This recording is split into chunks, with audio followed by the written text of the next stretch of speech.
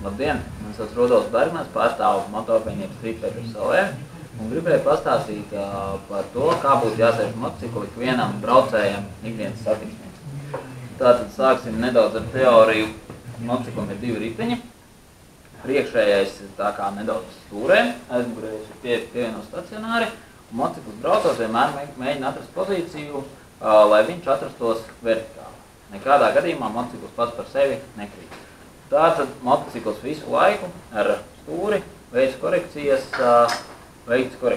Tātad, ko tas nozīmē attiecībā uz mums? Pirmā lieta ir tā, ka nekādā gadījumā mēs neturamies un nekampējamies stūrē.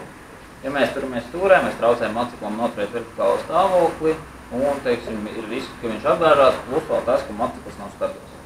Tātad, ja vien mēs nebraucam ļoti lēni garas figūras, tad pirmkārt, vienmēr mēs sēžam nedaudz no bākas, nekādā gadījumā nesēžam pie pašas bākas, lai mums vienmēr būtu kontakts sēgalam ar bāku, neatkarīgi no tā, vai mēs varbūt pārsēžamies jau, vai mēs sēžam vienkārši taisni. Ko līdz mums ir saspiesta bāka, tā mums rokas ir brīvas, un mēs jau vairs, tā teikt, nevaram traucēt motociklam braukt. Otrs plus ir tas, ka tad, kad mēs turamies ar kājām pie bākas, mums rokas arī brīvas, mēs varam daudz akurātāk darboties ar bremzēm, sajūgu, daudz precīzāk iedot gāzi. Un atceramies to, ka rokas vienmēr turam nedaudz ieliek. Ja mēs sēžam pie pašas bākas, tad mums īsti nav vairs sēgalam kontakts uz bremzēšanu, mēs slidinamies daudz vairāk, zaudējot stabilitāti, kā arī jau sākam noslogot rokas, jau sākam krampēties stūrē.